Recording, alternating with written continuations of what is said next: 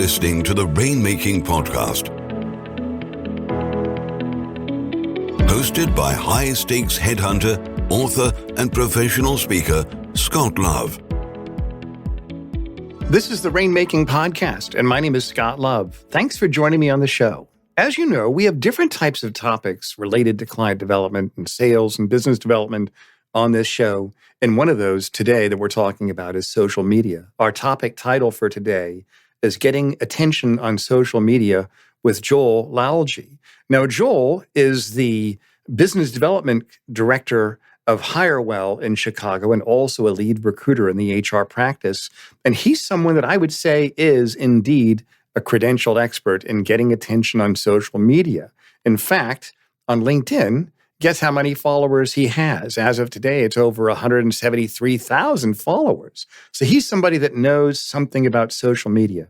And I think you're going to get some great ideas on innovative ideas, out-of-the-box ideas on how you can get attention and the right kind of attention on social media. As always, this show is sponsored by Leopard Solutions' legal intelligence suite of products, Firmscape and Leopard BI. Push ahead of the pack with the power of Leopard. Now, make sure you connect with Joel. I'm going to put all of his information and connection information on the show notes. So when you're done listening to Joel, go ahead and go to the show notes, connect with him. And while you're at it, if you got a minute, if you got some great ideas from Joel, go ahead and write our show a nice 5-star review on Apple Podcasts mentioning Joel by name. I know he'd certainly appreciate that. As always, thanks for listening. Now here's my conversation with Joel Lalgee. Hey, this is Scott Love. Thanks for joining me on the Rainmaking podcast. Our special guest today is Joel Lalgee, who's an expert on getting attention on social media. And that's the topic of our conversation today, getting attention on social media. Joel, thanks for joining me on the show today. Yeah, great to be here, Scott. Honored to be on the show. And hello to everybody listening and viewing. Hopefully you get some value from today. That's great. Yeah. And I know if you're in the recruiting industry, you've probably heard of Joel or seen him, and he's got a pretty creative presence on social media. And that's what I want to talk with you about today, Joel. And tell us first, kind of give us an overview. What platforms are you on, and which do you think have the highest likelihood of getting you results in terms of getting attention? Then we'll kind of take our conversation that way. Yeah, great question. So primarily the three platforms that I focus on right now are Twitter, LinkedIn, and TikTok. Those are the three. The reason I haven't gone with like Instagram and Facebook isn't really because I think that those would be invaluable. I just am not a fan of those platforms. So I've chosen not to be a part. And I'm curious, why is that? Why is that? I mean, Instagram, I just don't like Facebook, honestly. Like I just don't like those platforms. I think Instagram, it never really was like my type of vibe. You know, I think of Instagram. I saw a video recently where it's like Instagram is like, it's kind of just a show off platform. You know, like, hey, I'm going to stand in front of my Bugatti. I'm going to stand in front of my huge house that I just sold from a real estate agent. And for me, it's a very inauthentic platform, which is why a platform like TikTok, for example, I think has kind of eclipsed it because there's a lot more people on there making kind of real and I guess raw content, not as many filters, and it kind of catches people. And again, that's why I know there's another platform called Be Real, which is out right now. Very similar idea of like capturing people in real time without filters, without anything that is really kind of in my mind what Instagram is known for, which is like everything has to be perfect, those perfect moments. Right. Not my type of platform. That's interesting because I think at our base level as humans, we really do crave authenticity. So maybe they're onto something. What do you think about that? Yeah, 100%. I think, you know, one of the things you hear a lot, and I see posts about this on LinkedIn, you know, as another example, that's one of the platforms I'm really into. Like you see a lot of anything to do with vulnerability or people sharing about where they're really at, those posts do really well. And I think it's particularly in the workforce, when you are in a corporate environment, you're almost forced to put on a front. You know, you have like this idea of being professional, which is, again, changing a lot. But what it kind of creates is it just creates this pressure to have an image of being successful, of being put together. And so I think that just creates a demand then for leaders in particular. If you're leading a company, there's a big now, I guess, pressure to be able to connect with people at a human level. And we hear, you know, we see a lot of like leaders that don't show empathy or kind of are disconnected from their people. We see a lot of them kind of being put under the spotlight for the wrong reason as well. Right. That's interesting. That's very insightful, Joel. So it seems like this need that people have to be emotionally connected, to see people authentic, and what you mentioned, the vulnerability, that seems to be something that has real weight to it, real equity to it in terms of marketing your brand. I think so. And it's, particularly when it comes to brands, or obviously we're talking about B2B. B2B, I think, has always been very bland marketing, right? Right. It's like white papers, or it's just a very kind of bland. And I think we're starting to see that transition in B2B.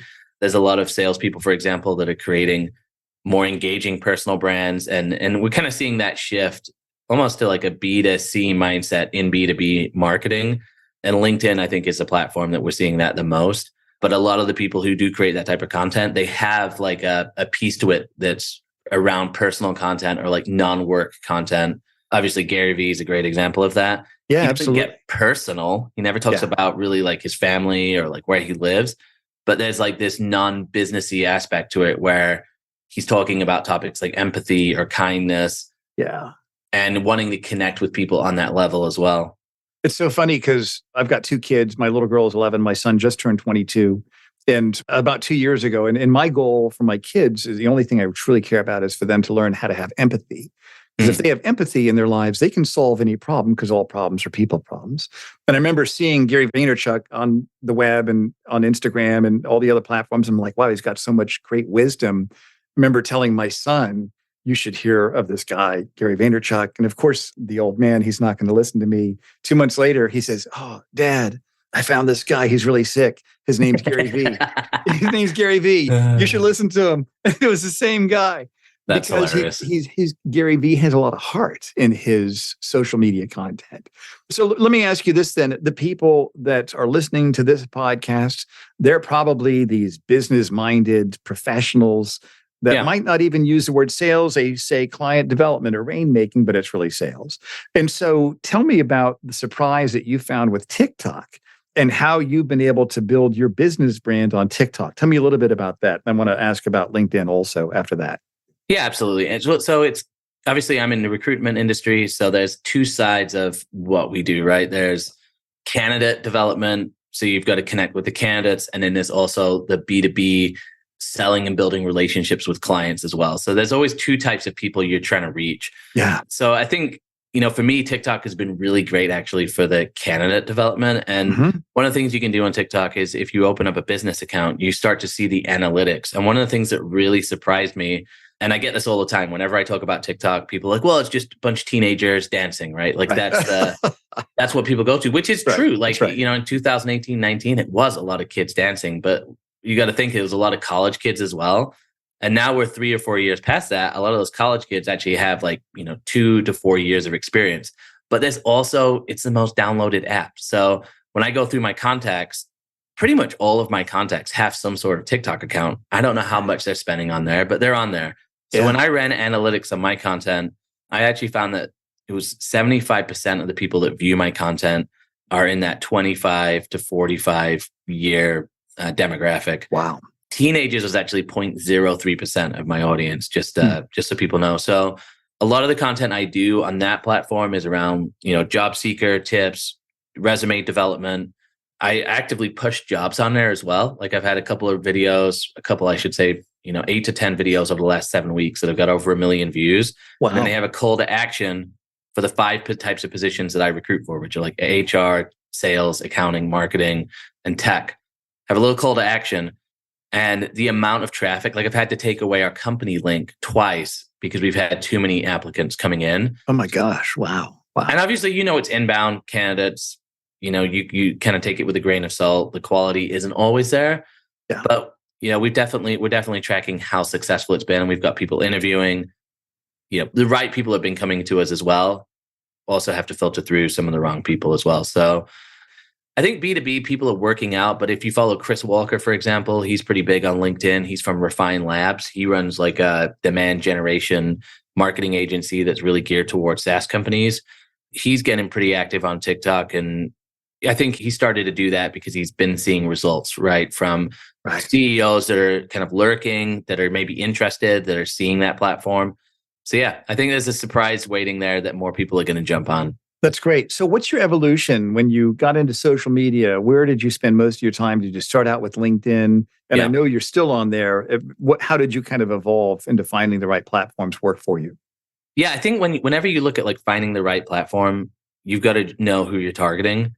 And then in some ways you've got to experiment and figure out based on consuming content, like who else in your space is actually producing content. So if you have let's say you're going after someone in like a really niche space, I don't know, like you're selling huge machines to manufacturing companies. See if there's anyone else talking about that like manufacturing space. Do the search, like you just search by hashtags or do the search. So the first thing to do is just figure out, is there anyone else out there that's making content like this? Mm-hmm. And then you start to see like how popular they are, and you start to read through the comments and just see if other people are engaging. So that's a telltale sign for me, is like figuring out, are the people that I'm reaching, are they spending time on the platform? Right. For me, it was pretty obvious that recruiters, HR people, those are big targets, right? I'm targeting VP of talent, VP of HR, pretty big no-brainer that they're going to be on LinkedIn. But then as I started exploring on other platforms like Twitter, for example, there's a lot of HR and TA people on Twitter. And then TikTok, that I'm still trying to figure out. But I think from the candidate side, those 5 areas that I mentioned, there's plenty of professionals that play in those 5 spaces that spend their time on TikTok as well. Yeah. So I think the big question that I would be asking anybody, if they're unsure, is just talk to the people that you're engaging with and just ask them. That's the best way. Like, hey, where do you spend? Like, hey, I'm curious, like what type of social media you use? And that people will tell you. Not like someone's going to hide it and be like, oh, I don't want to tell you. You might find that Facebook is a great place, right? Yeah. I know like a lot of like software engineers and developers, for example, if that's who you're recruiting or wanting to connect with, they spend a lot of time on platforms like Reddit and Discord. Right. So for me, that's been the evolution. Like LinkedIn made sense. And then I just branched out to other social media sites. And really the inspiration behind that was I got kind of sick of just doing outbound and just focusing purely on outbound. And I started hearing about people creating video, engaging with their contacts, started getting this idea of like you could actually develop inbound leads and people coming to you. And so I just started testing it. And then over the last 3 years, I've just gotten really, really good at really good writing, really good headlines, really good hooks to get people into the content. And then I've just gotten better at content. So I can bang out now on TikTok, for example, I can bang out 7 to 10 videos a day. Wow. With ease in half an hour. That's great. Wow. But it's practice, right? Like when I started, it was one video. It took me like 2 hours to make because I had so many different takes on it and stuff. So let me ask you this. Let's just say that somebody's listening to this, and some of the people we have listening, they have support teams that do this, other people don't. But if they want to start on LinkedIn and really get more visible on LinkedIn, you've got a prominent presence. And what types of posts do you think get a lot of attention and the right kind of attention? Are they controversial? Are they offering 3 tips to accomplish this? Are they stories? Are they humble brags? What do they call it? Humble bragging, or I'm humbled to be chosen as the best. No, it's definitely humble brags. Yeah, humble brags. You nailed it. What type of content do you think is a good place for people to start with?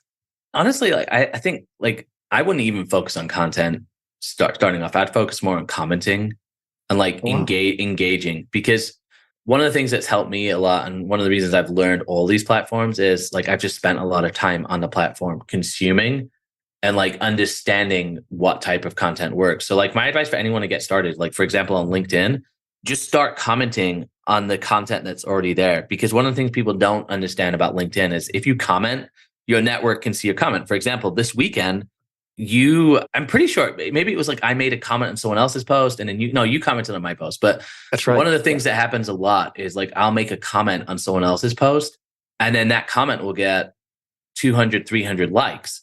Yeah, that's right. And then with that comment, I'm able to turn that into a post. So if you're like, hey, I don't really have anything to say, I don't know what to say, start commenting. And I'm not saying comment, agree, great post. That's not a comment.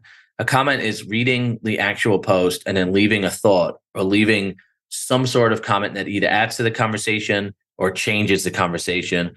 Maybe you put an opposing view out there. There's some great creators that are really smart with putting opposing views. They might leave a comment on someone's post that's got 300 likes and suddenly their comment has 500 likes. Right. They're able to expound on that because they know, oh, this is a popular topic. So if you're starting, just focus on 10 to 15 comments a day and start getting used to the platform.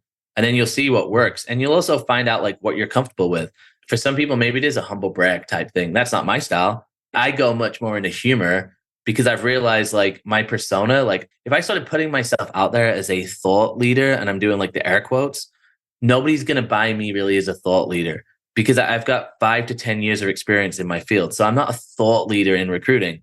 But what I can do is talk about relatable things, be humorous, and that works really. Like humor is so effective on social media. But is that going to be effective for you winning business? Like, are people going to go, "Oh, this guy's just a joke. I don't want to do business"? That's why you've got to be careful with like vulnerability, humor, those types of things. Being like you said, what was it? Being like controversial. Right. Being controversial works if you want to get a bunch of views. But if you're going to be controversial, you better make sure you can back it up because you're going to get a lot of people that feel differently to you. And is that how you want to be seen as a brand, as the controversial brand? So again, that's why I think comment first and you start to get a feel for your voice. And then at the end of the day, when you do start creating and putting things out, the best thing about social media is it's pretty unlikely that you're going to go viral on your first post or maybe your 40th post. To allow that time and go, oh, it doesn't matter if I only get 3 or 4 likes. I'm like learning how to be better at writing. I'm learning how the platform works. I'm learning how to engage. But what I will say is the people who are most successful, I think, particularly on LinkedIn, are the people who have a really great reputation offline, where your connections are actually people you know, people you've worked with.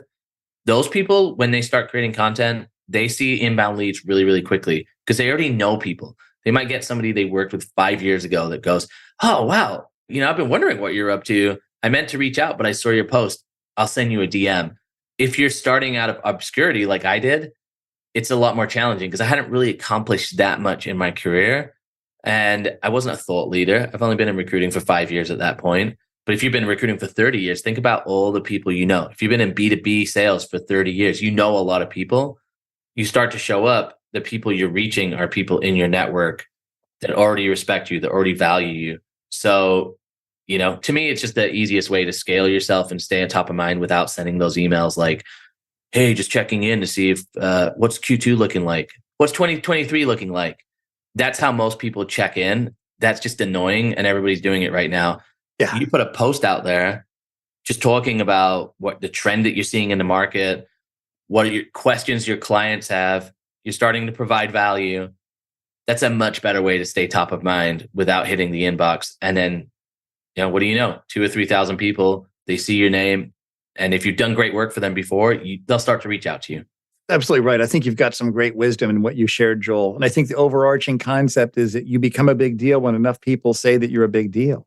And when you put that, and I like the way it's almost like an arc, that here's a way you can start just by commenting. And if you've got some real substance, put content out there. Exactly. And then eventually it's going to take care of itself over time. And I like that. And I've seen that some surprising comments. I remember a post I put out there about counteroffers, why counteroffers are bad. I think you may have even seen that. I don't know. I probably commented. It's like I'm getting like in a fist fight on LinkedIn. I mean, nobody's getting hurt, of course, but no. I mean, it got a little bit heated, but that's okay. Everybody can think anything, and I think it's. And sometimes I even I don't mind challenging people. I don't mind being challenged as long as we have an intelligent conversation. But let me ask you this: what are the big mistakes that you see people have made, or what have you learned? What are some mistakes that you've made that you've learned from that can really help people kind of shorten that learning curve, Joel?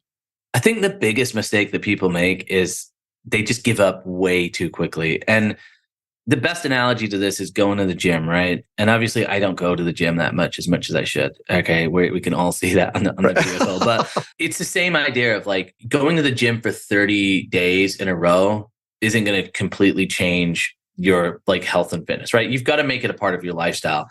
Mm-hmm. I saw a great quote recently by a guy called Alex Hermosi, who's like just blown up on social media. But he basically just said like, once you get this idea of like something ending, it becomes a lot easier to just do. So like a lot of people, they approach content like, oh, once I get to 100,000 followers, once I get to 50,000 followers, as if there's some endpoint. And what I did really early on, I just said, this is just a part of how I do business now. So I just said, I'm going to write. Like, I'm going to just write. I'm going to do videos. This is what I do. And So there's no finite like ending to what I'm going to do. Like in 10 years, I'll still be creating content. So I think you have to adopt that mindset. And then you have to the other big mistake I see is just like people get really caught up in like the ROI. I'm like, what's the ROI? What's the ROI? And again, ROI, it's really difficult to measure with social media. You might be at a trade conference and someone might say, oh man, I've seen your content the last like 6 months, and they've never liked your content. So it's this idea of measuring the ROI. Like you actually will never know the full impact of what you do.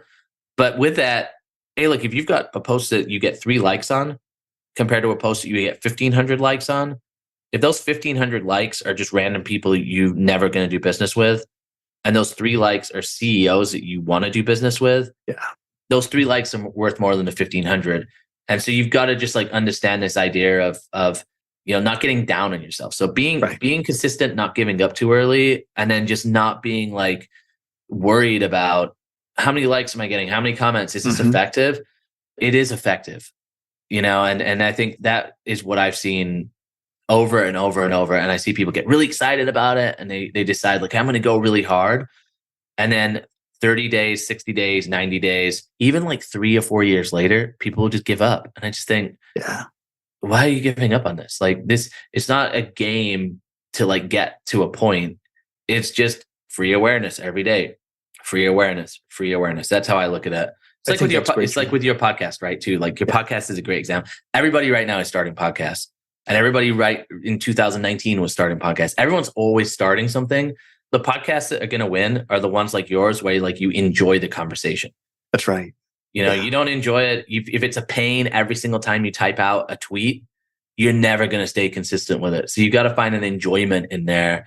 And that's why I say like experimenting on different platforms is really key, because maybe you hate video, then don't do TikToks. Maybe you really like long form content, then start a blog. I think enjoyment has to be there. So it's those 3 things: consistency, not like getting too caught up with the ROI, and you've got to enjoy it. That's great. And so what advice would you give if we could kind of summarize this into 3 action steps? Somebody's getting started in this, or they want to do a better job with this. How would we kind of summarize this into 3 action steps for people? Yeah. Number 1, I think you need to explore and start consuming different platforms to really figure out, are my target audience there? Who else is doing this? And is there anybody that I can start to even emulate on there and kind of do a similar thing to? So if you're in, I don't know, B2B tech sales, look up B2B tech sales on TikTok, look up B2B sales on LinkedIn, like find people who are doing what you want to do, who have a similar voice, so you can get a feel for them. That's number 1. Then number 2 is just start commenting, like just set a time aside, like 20 minutes in the morning, put it in your diary. Right? We all know that if you don't schedule things, it's not getting done. So prioritize it, put it in a diary, and then just start going through your newsfeed and aiming for 15 to 20 comments a day. Yeah. Maybe so you can get your iPad and take it to the gym with you and just do it while you're on the elliptical. Exactly. Okay, that's good. That's note to self, actually. note to self. Instead of consume, like I would say this, if you're consuming and reading, if you're reading articles for 15 to 20 minutes, this could be something that you could substitute, because you'd still be reading something that's relevant to your industry, but you've gone from now just being a consumer, which like there is value in consuming, but there's to me, there's more value in creating, and comments are actually you're creating something, a conversation. Yeah. That's a great idea. That's a great idea, by the way. Well, thank you. And then the third piece would be just to step out of your comfort zone, right? Like, because there's time, I'm not saying like, go out there and post a selfie necessarily, but like think about where your comfort zone is, and then just think, why is this? You ask yourself, like, why is this uncomfortable? Like, if you're really uncomfortable commenting on LinkedIn, you got to ask yourself why. And I would just encourage you, like, just step out of your comfort zone, because some of this stuff is kind of uncomfortable. Like, I don't think the majority of people want to put themselves out there. Right. But what I will say is, once you start doing it, you realize it's not really as like intimidating as you thought it was. And then when you start getting positive feedback, which generally happens because you have a network of people that know you and really like you, then you get supported and you go, wow, somebody said that my comment was really great, or I had a conversation. And then you get people coming back 2 weeks later going, oh, the ROI is amazing. I can't believe how many conversations I've started. And we just kind of, we just go, yeah, that's what happens, right? And it's exciting. So I think just step out that comfort zone a little bit. Yeah, that's great, Joel. So tell us about, are there any offerings that you have that you'd like our listeners to know? And we'll certainly put all of your social media links on the show notes. But is there anything you want our listeners to know that you have that can benefit them? Yeah, look, obviously I'm in the recruitment industry. So, we have really 5 major areas that we focus on. I touched upon them before, but we do HR, which would be anything under that HR talent acquisition bucket. So we'll fill, chief human resources officers all the way down to human resources coordinators. Then we've got a tech team that does like kind of typical tech roles, a sales team. We've got an accounting and finance team, and we've got a marketing team. Anyway, these 5 areas. So if you have any recruitment needs, you need really good consultants. We're a group of 200. We're based in Chicago. We're growing quickly. So yeah, that would probably be my biggest ask. And my role is like, I meet with you.